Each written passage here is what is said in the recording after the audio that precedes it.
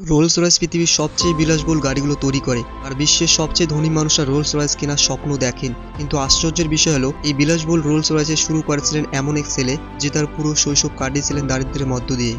গল্পের শুরু 1863 সালে হেনরি রয়েস ইংল্যান্ডের একটি ছোট্ট গ্রামে জন্মগ্রহণ করেন। রয়েস যখন মাত্র 4 বছরের, তখন তার বাবার ব্যবসা ধ্বংস হয়ে যায়। পুরো পরিবার রাস্তায় নেমে আসে, কিন্তু এটাই ছিল কষ্টের কেবল শুরু। 9 বছর বয়সে রয়েস চিরদিনের জন্য তার বাবাকে হারায়।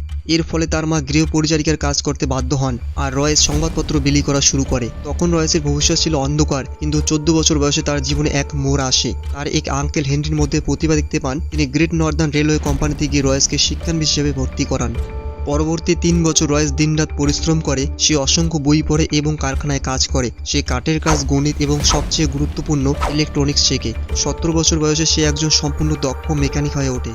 21 বছর বয়সে সে ম্যাক্সিম ওয়েস্টন নামে একটি কোম্পানিতে ইঞ্জিনিয়ার হিসেবে কাজ করেছিল, কিন্তু আর্থিক সমস্যার কারণে সেই কোম্পানি বন্ধ হতে যাচ্ছিল। রয়েসের কাছে অন্য অনেক কোম্পানিতে চাকরির সুযোগ ছিল, কিন্তু সে নিজের ইলেকট্রিক্যাল ইঞ্জিনিয়ারিং কোম্পানি খোলার সিদ্ধান্ত নেয়। সে তার সঞ্চিত 20 পাউন্ডে দিয়ে ম্যানচেস্টারে একটি ছোট্ট অফিস শুরু করেন। শুরুর দিকে বেঁচে থাকার জন্য রয়েস যে কাজই পেত তাই করত, সেলাই মেশিন ঠিক করা, ইলেকট্রিক্যাল ফিটিংস ইত্যাদি। কিন্তু রয়েস লক্ষ্য করে যে ইলেকট্রিক ফিটিংস ও লাইটিংয়ের চাহিদা বাড়ছে, তাই সে ক্লাম, বাল্ব ফোল্ডার এবং ইলেকট্রনিক ডোরবেল তৈরি শুরু করে। এতে কোম্পানি ভাগ্য বদলে যায়। 1900 সালের মধ্যে কোম্পানির বিক্রি 20,000 পাউন্ডে ছাড়িয়ে যায়। 38 বছর বয়সে রয়েসের পরিবার ছিল এবং তারা একটি বড় কারখানা তৈরির পরিকল্পনা করেছিল। সবকিছু ভালোই চলছিল, তারপর গল্পে আসে এক নতুন মোড়। 1901 সালে জার্মান ও আমেরিকান কোম্পানিগুলো ব্রিটিশ ইলেকট্রিক্যাল বাজারে প্রবেশ করে। প্রতিযোগিতা বেড়ে যায় এবং পণ্যের দাম কমতে শুরু করে। রয়েসের ব্যবসা ধীরে ধীরে লোকসানে যেতে থাকে। ব্যবসা ব্যর্থ হওয়ার সঙ্গে সঙ্গে তার শরীর ও মন দুটোই ভেঙে পড়ে। ডাক্তারের পরামর্শে জানা যায় সুস্থ হতে তার তাজা বাতাস দরকার। তাকে একটি গাড়ি কেনার পরামর্শ দেওয়া হয়, যাতে সে আরাম করে ঘুরতে পারে। ছুটি কাটানোর জন্য রয়েস ফ্রান্সে তৈরি একটি ডেকোভিল গাড়ি কেনে, কিন্তু গাড়িটি খুব শব্দ করত, ব্রেক ঠিকমতো কাজ করত না এবং অতিরিক্ত গরম হয়ে যেত। একজন পরিপূর্ণতাবাদী মানুষ হিসেবে হেনরির কাছে গাড়িটি একদমই সন্তোষজনক ছিল না, তাই সে এতে কিছু পরিবর্তন করার সিদ্ধান্ত নেয়। কিন্তু পরিবর্তন করতে গিয়ে সে পুরো গাড়ির ডিজাইনই বদলে ফেলে। নতুন ডিজাইন করা গাড়িটি আসল ডেকোভিলের চেয়ে অনেক ভালো। এতে রয়েছে নিজের গাড়ি বানানোর আত্মবিশ্বাস জন্মায়। সে একটি দল গঠন করে নিজের গাড়ির ডিজাইন শুরু করে।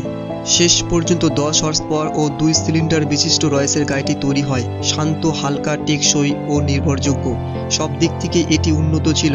1904 সালের 1 এপ্রিল রাস্তায় প্রথম পরীক্ষা চালানো হয়। প্রথম পরীক্ষাতে এটি কোনো সমস্যা ছাড়াই 50 কিলোমিটার পথ অতিক্রম করে। রয়েস একই মডেলের আরও 2টি গাড়ি তৈরি করে, সেগুলো আরও উন্নত করা হয়। তারা বিশ্বমানের গাড়ি তৈরি করলেও সেগুলো বাজারে পৌঁছানোর সামর্থ্য ছিল না। এখানেই হয় গল্পের দ্বিতীয় নায়ক চার্লস রোলসের প্রবেশ। এক প্রদর্শনীতে রয়েস তার গাড়িগুলো প্রদর্শন করেছিল। সেখানে চার্লস রোলস গাড়িগুলো দেখেন। চার্লস রোলস গাড়ির প্রতি ভীষণ আগ্রহী ছিলেন এবং উন্নত মানের গাড়ির ব্যবসা করতেন। তিনি একজন ব্রিটিশ বিলাসবহুল গাড়ি নির্মাতার খোঁজে ছিলেন, তাই তিনি রয়েসের সঙ্গে দেখা করেন এবং গাড়িগুলো কাছ থেকে দেখেন।